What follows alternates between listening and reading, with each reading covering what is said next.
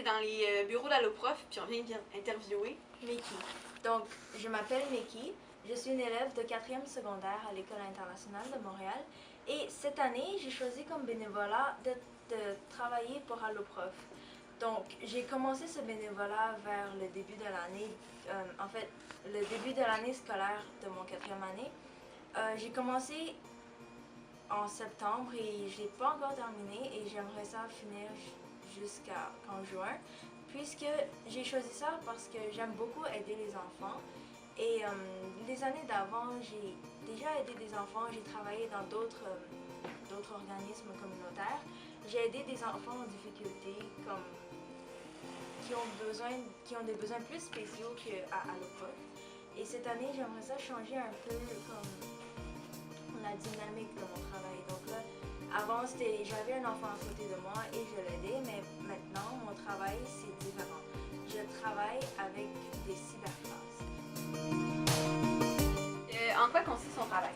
Et donc, avec les cyberclasses? Ouais. Donc, comme j'avais dit avant, moi, j'arrive, vous voyez, il y a plein d'ordi ici. Mon travail, c'est que je m'assois ici devant un ordi et j'ouvre la cyberclasse.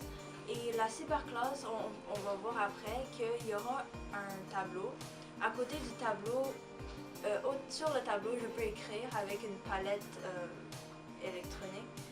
Puis à côté, je peux clavarder avec l'élève qui a besoin d'aide. Donc là, de plus, j'ai des écouteurs. Donc je peux parler avec l'élève et l'élève peut m'entendre. Et il va me dire c'est quoi la question. Et ensuite, je pourrais l'aider avec, en parlant. Pour des questions de français, je pourrais parler. Et pour des questions de mathématiques, si je veux démontrer quelque chose, il y aura le tableau et je peux écrire, puis l'élève va voir de son côté. Donc, je trouve que c'est une méthode très, en fait, technologique, puisqu'on est avancé dans les technologies. Et ça aide l'élève d'une différente façon, différente de la normale. Combien d'heures passes-tu par jour à Alloprof? Donc, mon travail ici, c'est à chaque mardi. En fait, je viens les mardis ou les mercredis, ça dépend de comment je suis libre. Et je viens ici 1 heure par semaine. Puis dans ce 1 heure-là, de 4 heures, entre 4 heures et 5 heures, je vais aider des enfants du primaire. Puis là, à 5 heures, il y aura d'autres profs qui vont arriver et ils vont aider comme tous les gens, donc incluant le secondaire. Qu'est-ce que ça t'apporte à toi de venir faire du bénévolat ici? Mais en fait, moi j'aime très bien mon bénévolat, c'est pour ça que j'ai choisi ici. Depuis des années, j'ai travaillé en fait, j'ai fait du bénévolat pour aide aux devoirs.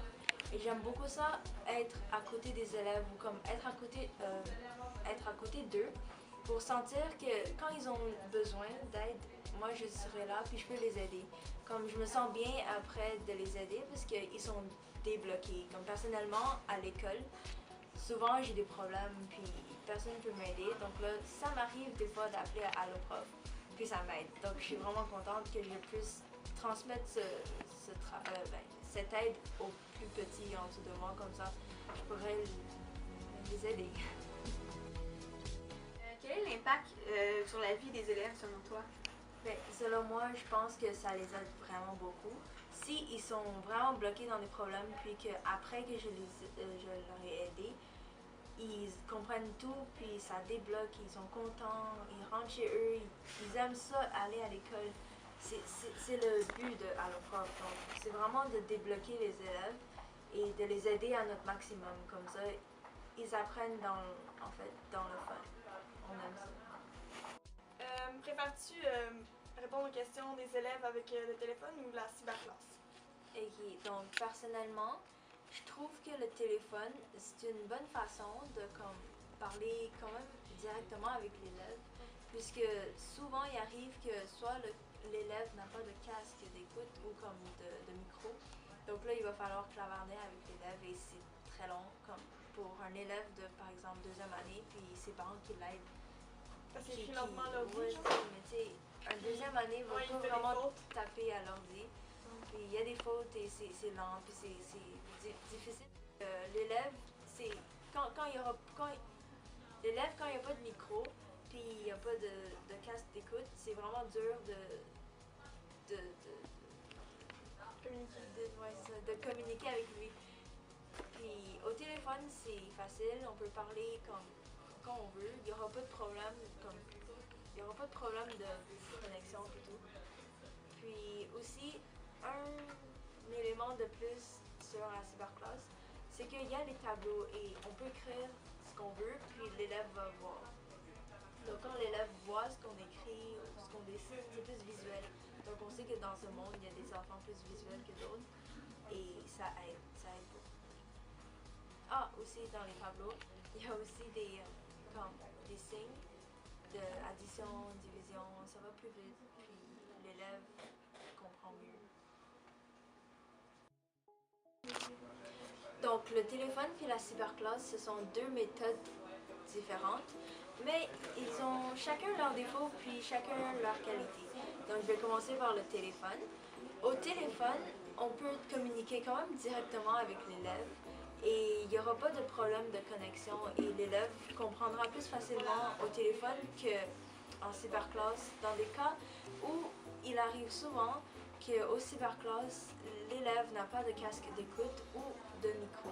Donc là, c'est un problème. Il faudra clavarder avec l'élève et c'est un peu long de clavarder, surtout quand l'élève est en deuxième année du primaire. Il y aura ses parents qui vont l'aider, puis c'est long, ça bug des fois et il peut ne pas comprendre parce qu'on prend trop de temps puis il est tout mélangé.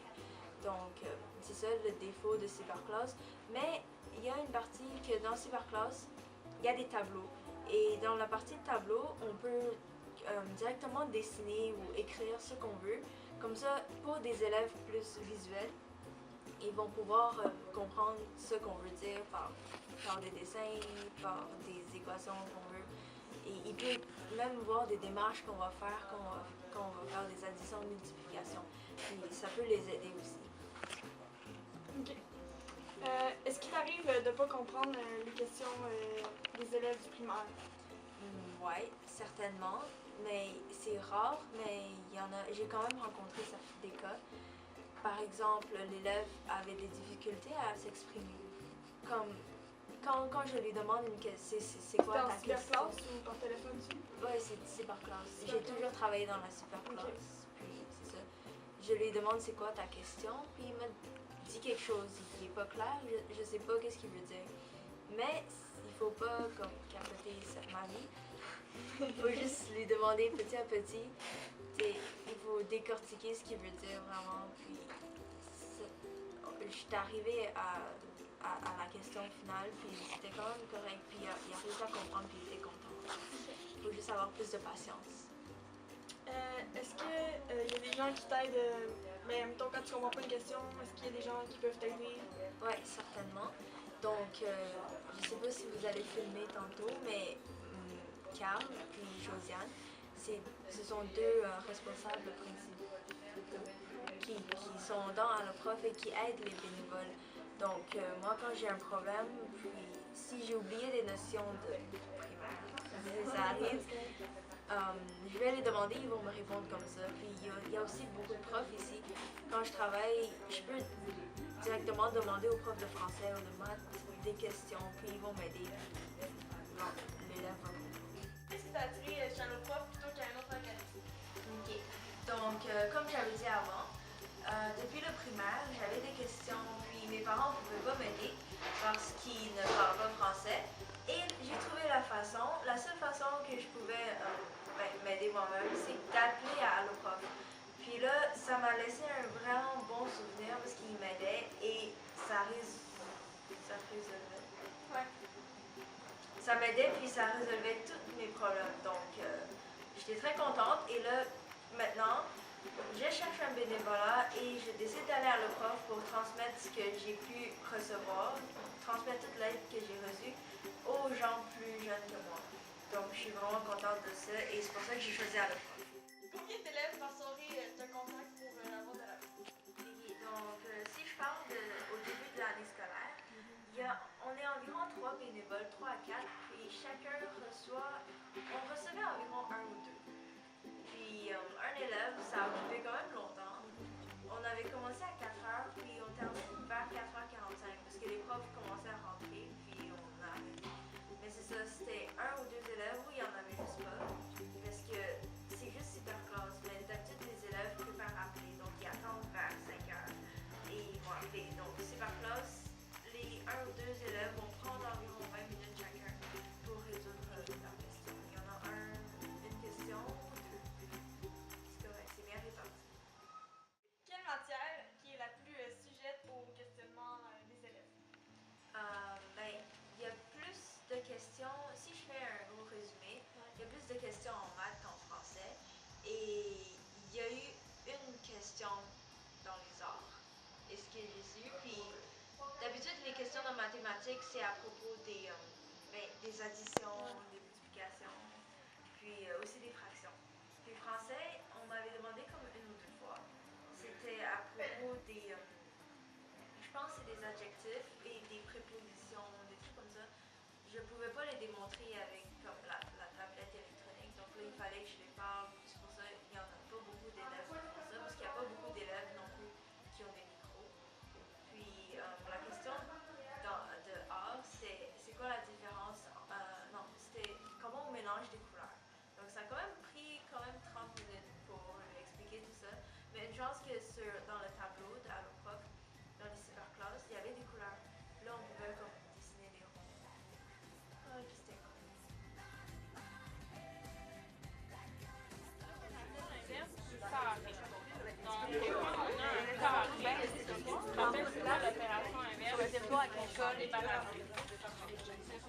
L'élève m'a demandé une question.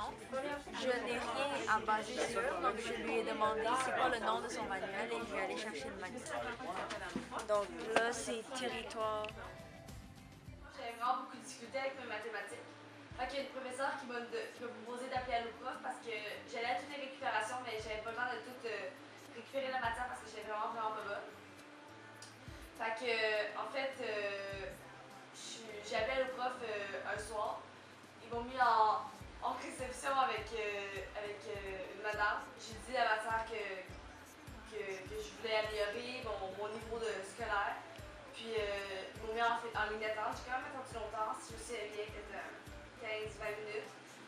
Puis après ça, tu es en ligne avec quelqu'un qui a rapport avec la matière. Puis tu lui poses des questions sur, par exemple, l'exercice que tu es en train de faire. Puis il te répond.